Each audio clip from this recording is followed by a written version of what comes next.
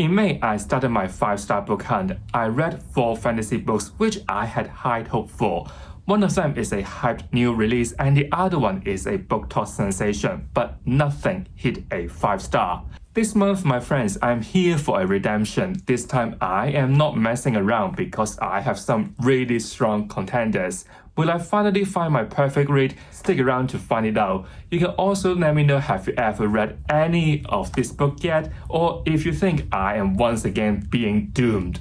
Hi guys, this is Stan. Welcome to another episode of 5-Star Quest, where I'm going to find my next 5-star read. I've just recently come up with a proper name for this series and I am quite proud of myself here. So far in 2025 and before starting this series, I have already found 2 5-star reads. One is Of Empires and Dust by Ranker Hill and the other one is The Bands of Morning by Brandon Sanderson. Yes, last month I have failed. There's no 5-star read and 2 of them are even really average. But today we are going to tackle all the books on my juneTBR together. If you want a slightly more in-depth introduction to these books, feel free to check my juneTBR out. But if we are going through this really quickly, I have the Fall of Neverdark by Philip C. Quintrell, the 4th book of the Echo Saga. This is the 2nd trilogy in this 9-book saga. After 30 years of peaceful time, a great danger is coming for our characters. This could potentially be a 5-star read because Philip C. Quintrell is really consistent in terms of his world building and the action sequences. I just need a bit more character depth. And the 2nd book I have is The Magician by Raymond E. Feist, the 1st book of the Red War saga. It is also a book from the Broken Binding Fantasy subscription, which I wanna clear them as soon as I got them. It is a really interesting epic fantasy series written in the 80s, where an alien race invading our main character's world through a portal. I never read any fantasy that is about a portal, so this could be really intriguing to me. The 3rd book I have is The Book That Held Her Heart by Mark Lawrence, the last book of the Library trilogy. Finishing this book would mean that I would complete another fantasy series, which is exciting enough. It is about a library where centuries of knowledge is stored. Through time traveling, our main characters, Lafira and Eva, meet each other and find out the nature of this massive library. The 1st book of this series starts really strong. The 2nd book is average, so I hope the last book could get better and give us an epic ending. At last, I have Never Die by Rob J. Hayes, a standalone that is set in the Mortal Technique universe. Obviously, you can tell all the books on my juneTBR is quite dense already, so I need something that is shorter to read. It is about a protagonist called Ian who wants to assassinate this immortal emperor. To achieve this, obviously he needs allies, but there is a catch here. In order to serve Ian, they have to die first. This synopsis sounds quite entertaining already, and I always have a soft spot for an Asian-inspired fantasy and Wuxia, Asian martial art. So these are the 4 books I have on my juneTBR, and I guess I will start with The Fall of Neverdark by Philip C. Quintrell because it is part of my 2025 reading plan, and I hope that I can finish it as soon as possible and on time. So next time when you see me, I'll probably finish this one already. So see you later!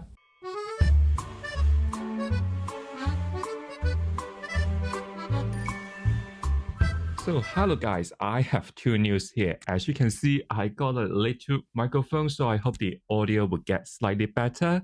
And then the 2nd exciting news is I finally finished The Fall of Neverdark by Philip C. Quintrell. All you need to know at this stage is I think I found a 5-star read. So very briefly to go through the synopsis, because it is the 4th book of a series, I would try to avoid as many spoilers as I can. If you don't know, this is actually the 2nd trilogy in this Echo Saga called The Echoes of the Lost. This 2nd trilogy took place 30 years after the 1st one, where our people are living very peacefully. But one day, our Dragon Master sensed the end of the 3rd age. there is an evil force secretly working under their eyes. This discovery seems to connect with the world building that we find out by the end of the first trilogy. And here we are mainly following 3 storylines. They are all mentioned in the synopsis, so I don't think it is much of a spoiler. First of all, we have a recurring character, Gideon and Inara, who is a new character that is a half-fae. With the role they are holding now, they sense the end of this age. So they have to negotiate, bargain, work with different allies in this world.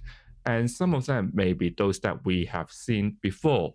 Then we also have a new character called Elijah, who is Inara's twin brother. He is a bounty hunter, but one day his life suddenly turned a 180.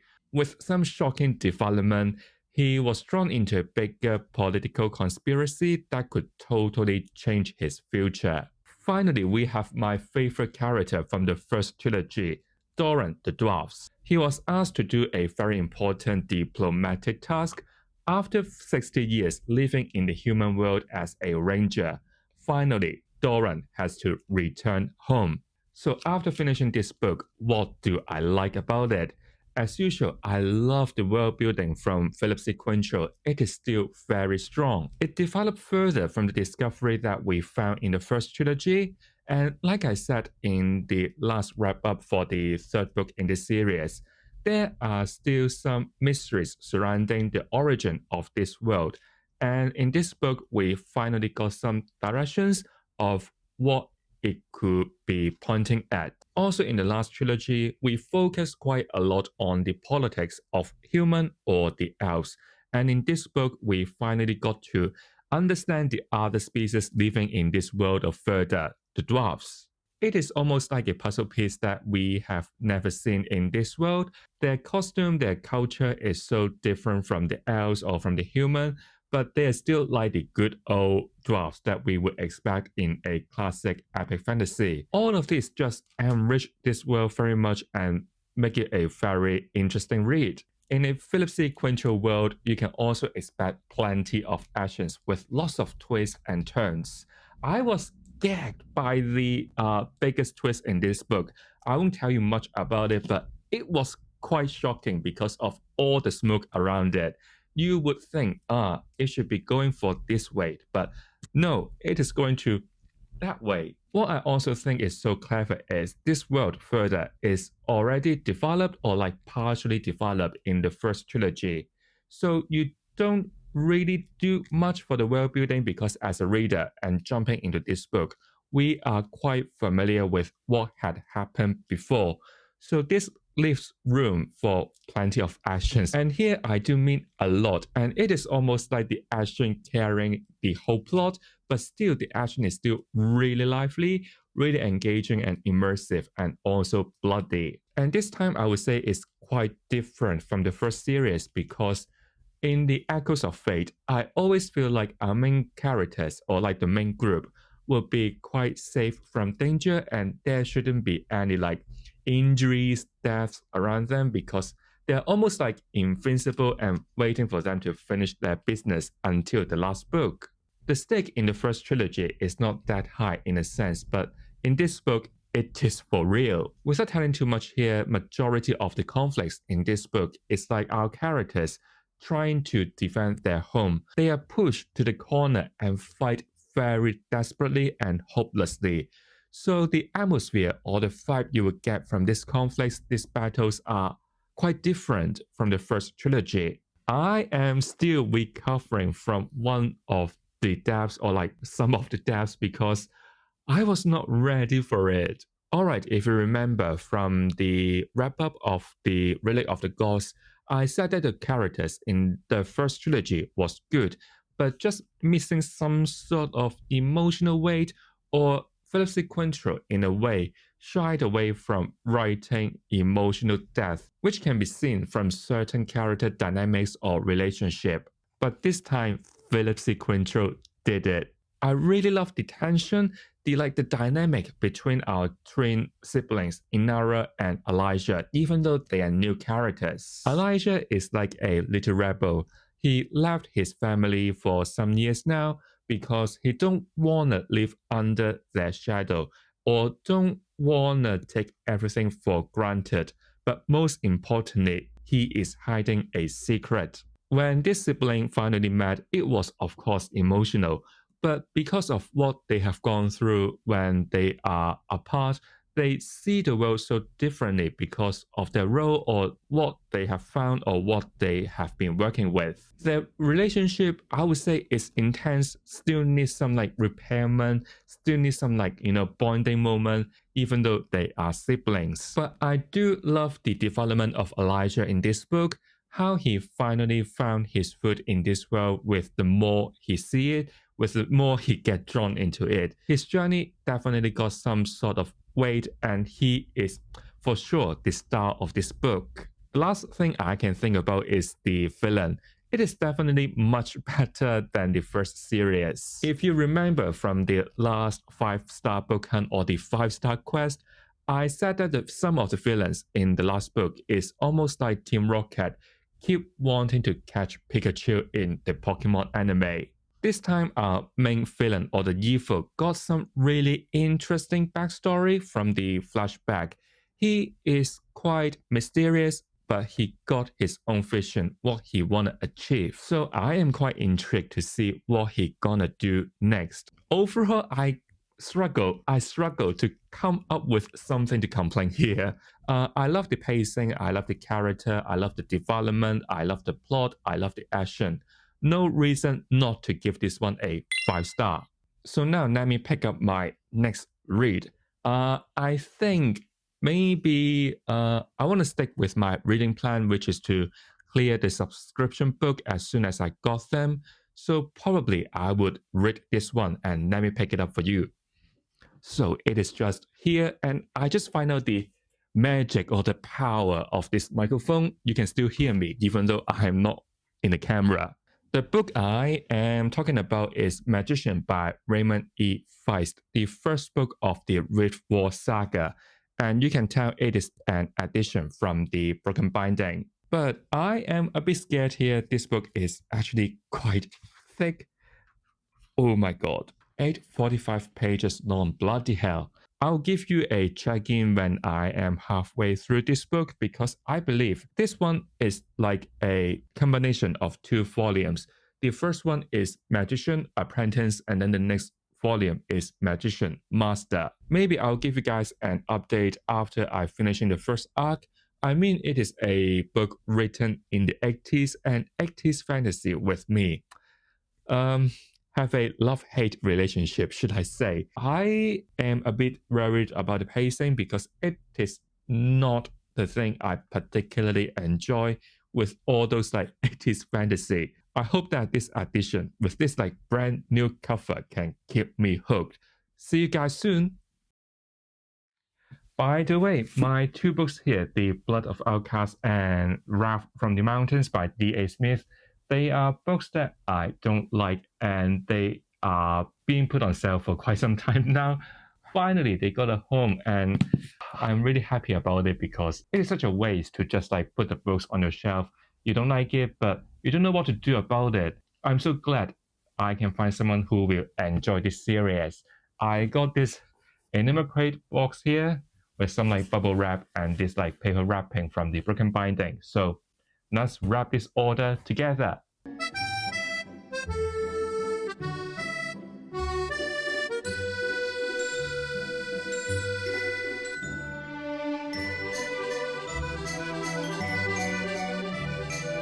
So guys, I have just finished part 1 of The Magician by Raymond E. Feist. I am more or less, as you can see, maybe nearly 50% into the story, and it is just like the first arc of it. So my very first impression, or like my very first thought after finishing this book is, it is not something that I expected it is gonna be, and it is quite a fun and interesting read. Maybe we can talk about the synopsis first. In this 400-page long first arc, there is already quite a lot of information, and it is quite hard to summarize what had just happened. We would literally grow with the characters when they were young and grown up into a man. Not man, but like young adultish. The story begins with a character called Pug. It is almost giving like Lord of the Rings vibe, those kind of really classic fantasy series. To cut this very long story short, Pug met a magician by accident, and this magician saw the potential of Pug as a magician again. So when Pug was back to the castle, it was the time for the senior to choose the apprentice from the young kids. Logically, this magician Kogan chose Pug. Then we would spend quite some time in this castle to see who is the closest friend of Pug, who is called Thomas. And even Pug would meet the princess called Caroline, I believe, is it? One day, Thomas received this news about a shipwreck, so he invited Pug to check this out together. But what shocked them is this ship doesn't belong to them, or even they can't really classify where does this ship coming from. It is a total unknown for this kingdom. Luckily, there's a survivor on this ship and they ask loads of questions about what is actually going on. Ultimately, they find out that there is an alien race wanna invade their world. This is basically what had happened in the beginning. Moving on, it would be about the Duke traveling alongside with his advisors, also Pug and Thomas, to warn other kingdoms about what is going on, this greater danger, and see is there anything they may know or they can help with the situation. From here, I would say the adventure finally starts. We're gonna meet different species, different cultures, like dwarves, like elves, like good old classic epic fantasy elements. Also a dragon. We also got to learn some sort of political intrigue or political division between East and West kingdoms. Basically, we will know the past, the rift between these dukes or like the prince. One interesting arrangement for this book is every chapter will begin with a new place.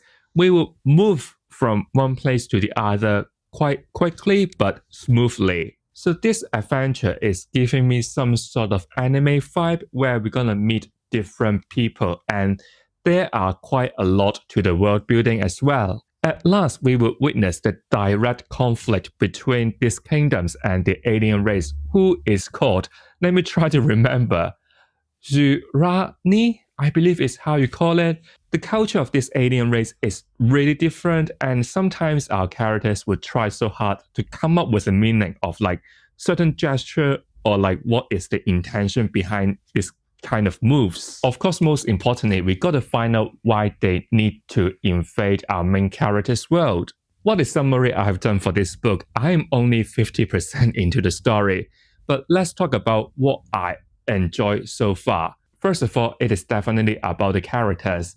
They are all quite lively. Pug, Thomas, the princess, the dukes, the princess, the advisors. There is a huge cast of characters, but every single one of them got their own backstory, and you can really easily tell who you really are. You won't miss out any single one of them. You won't have that kind of problem where you forgot who that character is. By the end of the first arc, you would witness the growth of certain characters, and there is already some really interesting drama, which I like. I particularly like when Puck and Thomas spending their time in the castle when they were young. I enjoyed this kind of, I don't know how to describe it, but this kind of really young, adolescent, boyhood bonding moment, if you know what I mean. I also appreciate how much of the world we have seen already in just 400 pages. Like I said, with this news of alien race invasion, the Duke wanna warn the others about this potential danger. So we're gonna see the world through the eyes of Pugs, and this world is really massive. There are different cultures, different places, different landscape, different species, which is so entertaining to read. And also, don't forget that weird alien race, which is inspired by Pan-Asian culture, by the way. You can easily tell by the name of these characters, their clans, and also I remember a particular chapter. There is like a almost suicidal raid to the castle which I think is based on what had happened in World War II with the Japanese. So I would say the world building in this world is definitely rich. The last interesting thing here is about the time flow. Like I said, these characters would travel from place to place, but how we witness the time change is through the season change, or even later in the story, it will pass like by 3 years, which is quite a lot. The situation didn't really improve, they're still trapped in this shit, so you don't really feel so awkward about the jump even though the character has grown already. Well, if we need to talk about the negative, it is definitely and easily be about the pacing. My curse is still here, 80s fantasy. The pacing is just not for me. In case you don't know, compared to Goodreads, on Storygraph, you can actually see different statistics which are voted by the readers. Let's say the pacing, let's say about the character, are there any lovable ones? How about the character growth? You can all see how people vote for them. And for pacing for the magician, most people vote for mixed and then it is slow. Only very few of them vote for a fast-paced read. So you can already tell this book is slightly slower. To be fair, each chapter is slightly longer for my taste. I think every single one of them is, let me just check. Every single chapter is more or less 20 pages long, but the words are tiny. And I would also say the adventure in the middle chunk can get quite repetitive in a sense. We are moving from places to places and then to places. Although we would meet different people, the final outcome is almost the same. And then they will talk about what is going on about this like alien race. But most importantly, they are all just so kind.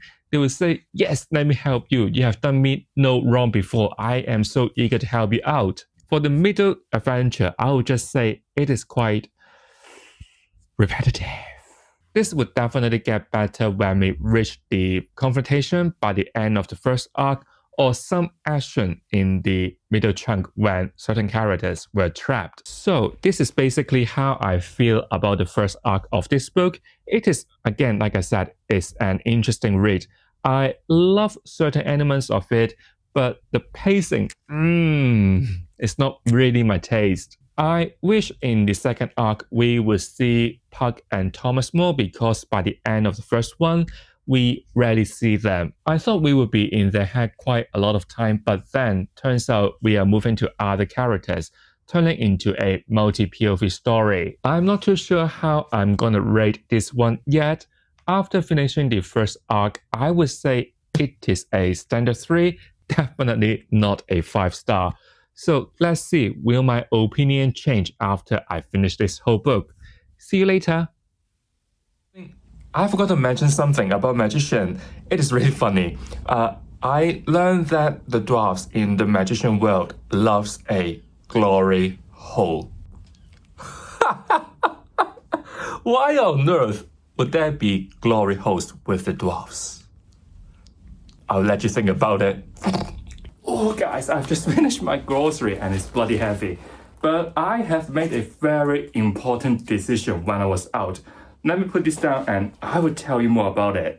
Alright, let's talk about my biggest news. I don't think it will be a surprise, but I have actually decided to DNF Magician by Raymond E. Feist.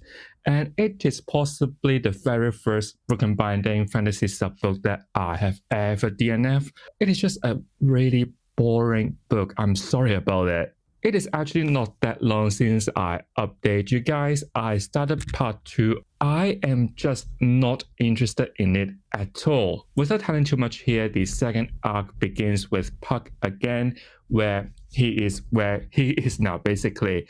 But what I can't gel with is the writing style and the pacing. Pacing is always my biggest enemy in this sort of like 80s fantasy. In the beginning of this second arc, we are thrown to this unfamiliar culture and we are basically learning everything with Pug, from what he is doing and then to like develop something else. But what I just don't get is why every chapter has to be that long. Why there are just so many details in just one chapter, and those details are not really useful. do I really need to learn about how to ride a horse? And in my mind, I have this sort of like mechanism. If I am not interested in this book, I will just completely switch off. Let alone the chapter is just so long for me to read. It really takes time to get into the story. I almost feel like every chapter is like a new episode of an anime, where our characters would like go to a new place, basically like a brand new start, if you know what I mean. But what I feel like is I heard about this author is quite new when he is writing this magician series or like the Riftwar saga. So he is like a part-time author at that time. What I feel like is when Feist has time, he would sit down, type, and write a long chapter. After finishing it, he will like go back to his real life, waiting for some time and come back again and feel like very motivated to write another very bloody long chapter. Don't get me wrong, there are again some certain elements I do love about this book or like the 80s fantasy vibe. There are quite a lot of elements in this book, let's say the species, human, elves, and dwarves, and what the cultures of them are really like, as well as the characters. Some of them are being quite mysterious. But like I said many times already, me and 80s fantasy is having this sort of love-hate relationship. Love, I love the inspiration, I love the element, I love the journey, I love the adventure. But the pacing is just like really not for me. Every chapter is like 20 pages long and they are quite dense. It is almost like the Wheel of Time when Robert Jordan really takes his time to get to the point of that chapter. This is exactly what I get from this Riftwar saga. Very unfortunately, I have to DNF this series.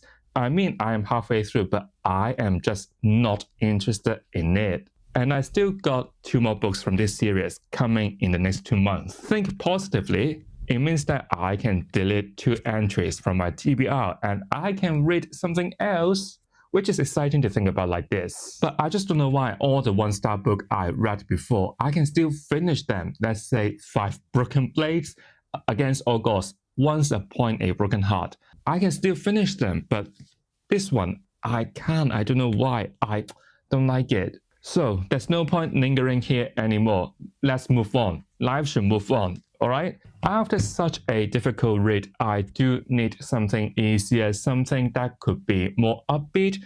So I have chosen Never Die by Robert J. Hayes. It is a martial art Wuxia-inspired fantasy that is set in the Mortal Technique universe, and I believe it is the first book in this universe, or like the first book that the author has written for it. The synopsis sounds quite interesting because it is about a character wanna kill the immortal emperor, but he needs allies, and those allies has to die first before serving him. So I can't wait to see how this story gonna turn out. It almost feels like The Devils by Joe Abercrombie by looking at the cover, because we got quite a group of characters to follow. This book is not too long, so I hope that I can finish it more easily than Magician. See you guys in a bit.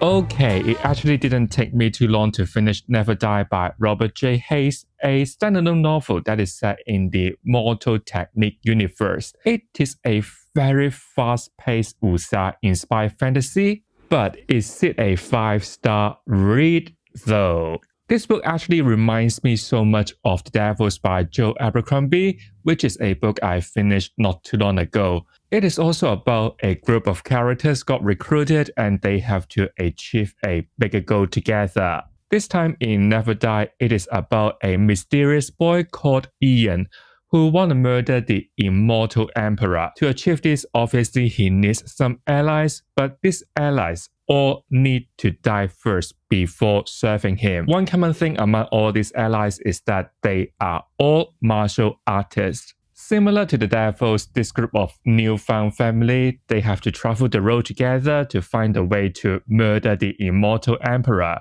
There are also some obstacles, some monsters called yokai blocking their way.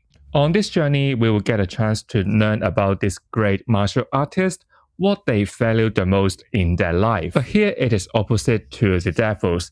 In the Devils, they are all like prisoners turned into Suicide Squad, but in Never Die, they are actually met along the way. It is always that mysterious boy pointing the direction who he want to recruit. And obviously, the new recruit has to die first. How to die? I'll let you find out.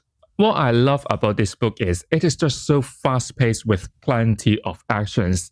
There are no BS on this journey, and what we need to do is to murder the immortal emperor. That is what they want to do. There are plenty of combats, plenty of sword fights, even fight with the yokai. It is almost like the action sequences carrying through the whole plot. But even so, we still got a chance to see the personalities of these characters. One value oath so much, one is a bandit, one wants the world know about his name, one wants some like a good fight. Their personality are so vivid but different from each other. And I also really enjoyed the banter, the dynamic between them on this journey. There are some really interesting drama which make me laugh. What I would say about this book is it is simple but effective. And you know me, I always got this soft spot for Asian-inspired fantasy. I would say this one is more like pan-Asian inspired. There are plenty of references to Asian culture, particularly to Japan and China. We got Japanese and Chinese weapons and their virtues, landscape, city names after them, and even folktales. We even have words like yokai or shinigami, basically meaning monster and god of death in Japanese, respectively. But even if you haven't heard about them before, this book got the explanation, so you don't have to worry about it. Like I said, the action in this book is just so lively and so intense. I quite like the action in this book. There are certain chapters begin with the good old, Street Fighter, who versus who, which is like really nostalgic. We got different sort of weapons, not just like the good old spear or the sword, but also something like a mace, maybe just like combat, also with guandao. So you can see the diversity of weapons being used in this book. There are different fantastical elements, let's say the concept of qi. Basically, in short, it will give you some sort of superhuman ability. You will be very powerful that you can cut off everything, or you can use it to boost your defense. This group of characters not just fighting against human, but also, like I said, yokai, monster. This newly met allies has to work together, but they are newly met, so they still need to develop the bonding. That bonding could be precious or sometimes can bring out some drama, which is entertaining to read. But if you ask me what I don't like about this book, probably it is the world building. I think it is the first standalone set in the Mortal Technique universe, and I don't think there's like an official reading order regarding it. I might be wrong here, but I think you can basically choose whatever book you want to read from this universe and don't really affect too much about spoilers or like the world building. I don't think they are related so much in a sense. They are just set in the same universe. They are all standalone, and I don't think there's going to be any recurring characters. But what I don't get, although I have finished this book already, is what's the deal about this world? Other than these people love Wuxia, there are some interesting yogai shinigami that these allies met along this journey. But what are they really, or how they relate to this world? There is some explanation, but the explanation is quite limited. So I hope that in the later installment, there will be some more answers around this sort of like yokai or the world building, because I find it really weak in this book. I also think the ending maybe is, I won't say it's a rush, but it's just like the good old throw everything to you, explaining everything like the Poro moment, even though it is not a mystery book. It just like suddenly the mastermind will explain why he is acting in certain ways, what his purpose really is. Not saying there's any right or wrong about this sort of arrangement, but I just wish there could be some more, or maybe I'm just not the biggest fan of this kind of writing style. The last thing I don't like has nothing to do with the book itself, but the audiobook. I did try to listen to 1 or 2 chapters of the audiobook, but I just find that there is some mispronunciation of certain words. Let's say the name of the character is ZHIHAO, and then there's also a place called QING. I'm not sure how you would pronounce it, but to me, the first one, the name of the character, should be something like 只好, and the name of the place, QING, should be 清. I know it would be a difficult job for the narrator, especially if you are not too familiar with the culture. You may like second guess how you should pronounce it, and I don't think there's like a glossary in the book to help you with the pronunciation. But I just hope that the narrator or maybe the author can give some directions about the pronunciation. Otherwise, it'll be quite awkward. And I mean also show some respect to the culture you are referring to. Overall, I don't think it is a bad book. I love the journey with this like newfound family and the action sequences carrying the plot, but the world building is really on the weaker side. At this point, I really needed something that is upbeat to read. This book do deliver on it. I will give this one a 3.5 star. Not bad, but not really outstanding. But still, I would like to check out some other works that is set in this universe. It seems a really interesting Wuxia-inspired fantasy universe. So what am I going to read next after Never Die? It is going to be the last book of the library trilogy. Let me pick it up for you. I have The Book That Held Her Heart by Mark Lawrence, the last book of the library trilogy. Now I'm a bit scared to start this one because I have heard some not so good review about this finale. Some say that the new element injected to it is not really that good because it is about Germany and basically it just doesn't work. Nothing against Germany. But let me find out my answer. So I guess I'll see you all soon.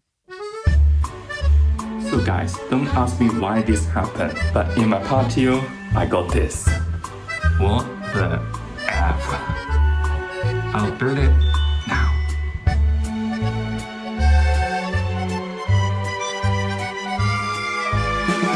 So guys, I'm more or less 60% into The Book That Held Her Heart by Mark Lawrence. Because it is the last book of this month's TBR, so I think it is the time to give you guys a update. If you haven't heard about this book before, it is the last book of the library trilogy. And like its title of this series, it is about an ancient massive library where centuries of knowledge is stored. In the very beginning of this series, we are going to follow two main characters. The first one is Eva, who was trapped in this library with his siblings.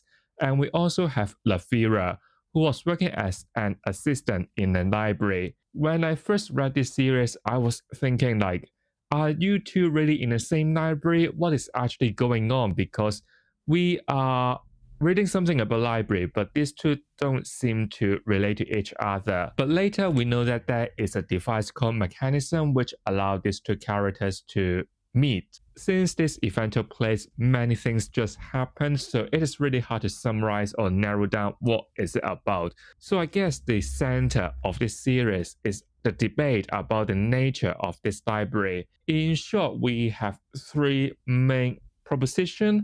The first one is to keep this library because basically it is about the knowledge or like the wisdom that is stored over ages.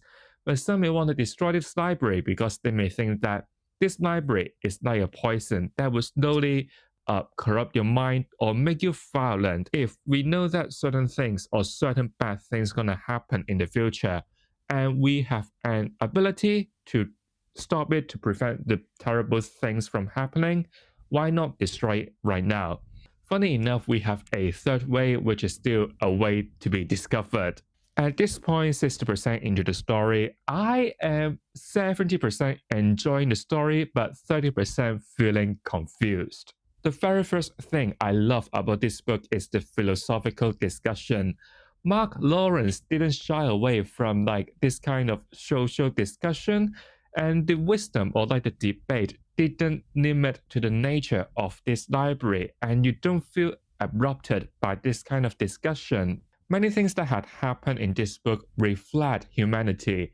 Especially we have a new POV in this book, a Jewish called Anne who is living during the Hitler's ruling. Surprisingly and sadly, many things that Anne has gone through in this book still happen in today's society, which is crazy to think about it like this. And I highlighted quite a lot of questions of what Mark Lawrence wants the readers to think about. I have a relatively shorter one here. It was too complicated to explain, or rather, it was simple. It was about hate and difference. Difference only because it was something to hang hate from. It is honestly just so sad but true because this kind of stereotypes, this kind of divide still happens in today's society. It is not just happening in a fictional world, but our world is like this. I just don't know why with today's political climate, we just create so many differences among ourselves. And this kind of differences is just so hard to explain. But why do we need this kind of differences? We create these differences. We create this like division among ourselves because we can project our hate to certain people, which is not fair. It is just so sad to see like things we want to befriend or things that we think we have learned from the past is still happening. It is definitely a book or a series that would make you reflect. In this month's TBR, I have quite a lot of books that are action carrying the plot, but this time it is about the reflection, the lesson that we make along this journey. It is quite rare to find a fantasy book that discuss on this kind of topics or inspire you to think about today's world. And this element, I would say, is balancing quite well. You don't think this kind of debate detached from what is going on in the plot because it is part of the plot. Speaking of the plot, it is mysterious. There are just like layers of secrets or like with the device, the mechanism or like the nature of this library. We would need to think about where is our character or when are they trapped in?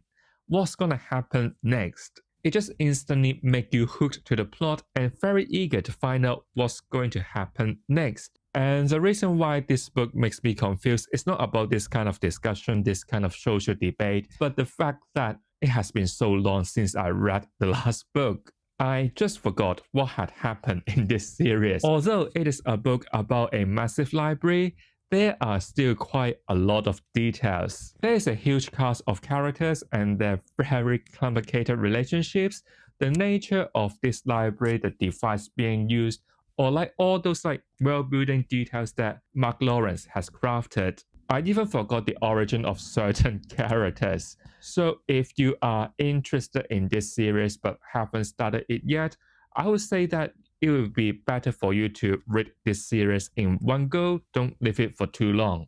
Like I said, there are plenty of characters. In the last two books, Mark Lawrence has been playing with time traveling.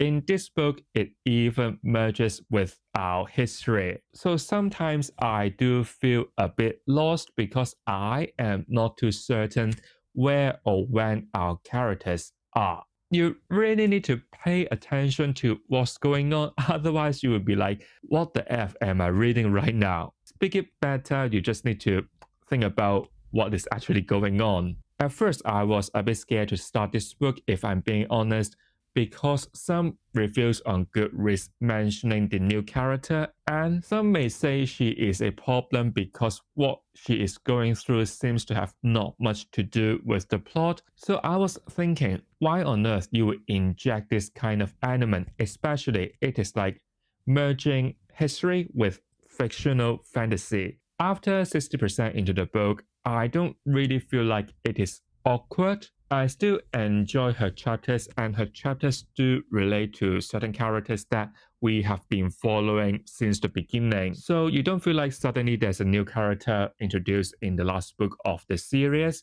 It feels quite natural, and I would say that her chapters is probably the most critical among all other POVs in terms of what is going on outside of this world, what is happening in our society. Her chapters are also quite sad to read because you know what had happened in World War II. I don't really have too long left, only like 40%-ish. Not sure will I give a 5 star. There are elements, there are discussions that I do like, but I'm just missing out certain details because of my own fault. But what I can say is it is definitely better than what I expected because I was thinking it's going to be a bit shit. So can it be a 5-star read? We're gonna find out soon. See you in a bit. So it actually didn't take me too long to finish the book that held her heart by Mark Lawrence. I find the pacing in general is definitely much faster than the first two books. It is the last book of the series, so obviously I won't spoil you too much about how it ends.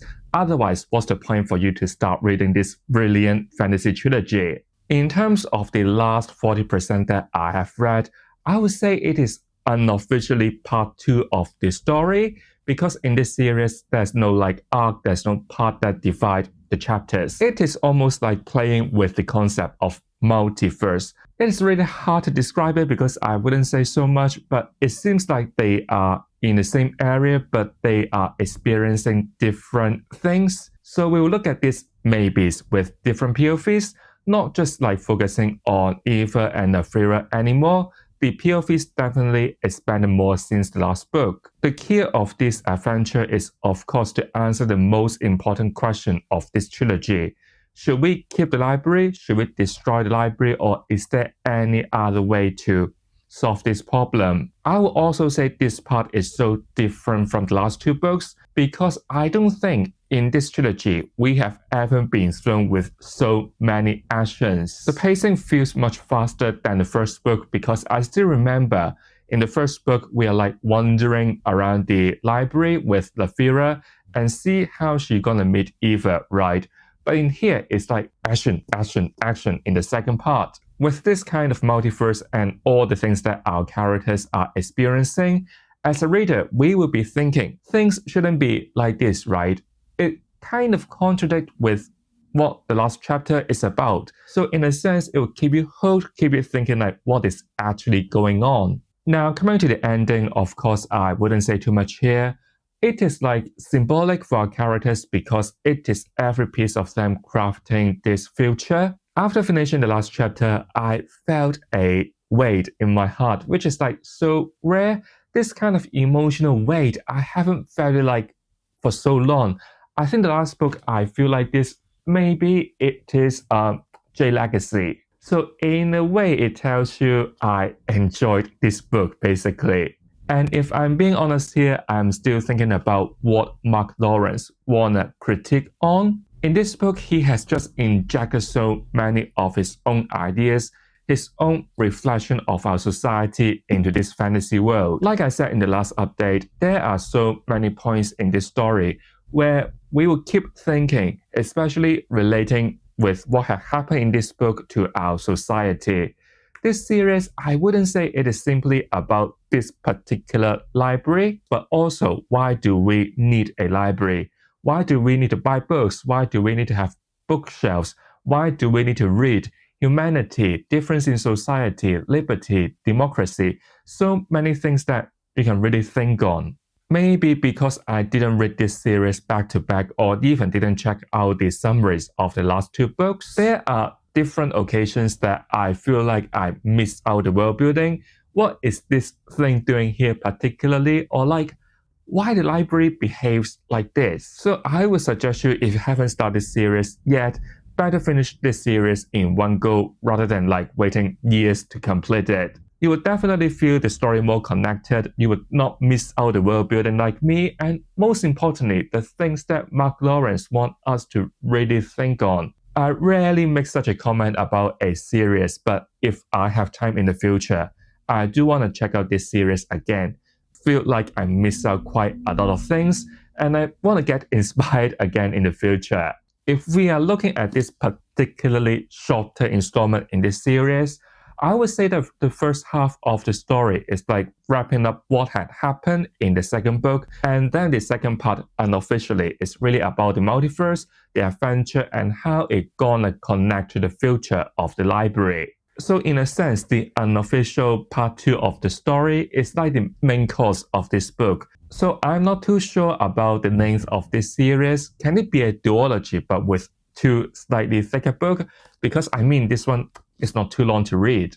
Or maybe we could split the first half of this book, stick it to the second book, and focus more on the unofficial part 2, the multiverse of madness in this book, because that part is real fun, but at the same time, I feel like the pacing is much faster than the first 2 books. I feel like certain elements of this multiverse can be played out more if Mark Lawrence wants to.